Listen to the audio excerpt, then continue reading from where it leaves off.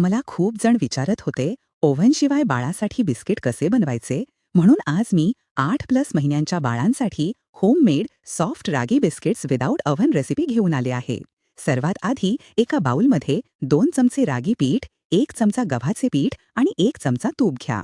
आता त्यात एक छोटं मॅश केलेलं केळं आणि 1-2 चमचे खजूर पेस्ट घालून सगळं एकत्र करून सॉफ्ट डो तयार करा. मग छोटे छोटे सॉफ्ट बिस्किट्स आकार द्या, पण जास्त पातळ करू नका.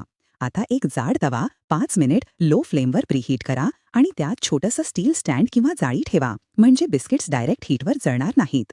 त्यानंतर बिस्किट्स ठेवून झाकण लावा आणि लो फ्लेमवर 10-12 मिनिटे शेकून घ्या. दोन्ही बाजूंनी हलकं गोल्डन झाल्यावर आपल्या बाळासाठी हेल्दी, सॉफ्ट आणि नो शुगर रागी बिस्किट्स तयार. हे बिस्किट्स ट्रॅव्हलिंगसाठी पण परफेक्ट आहेत.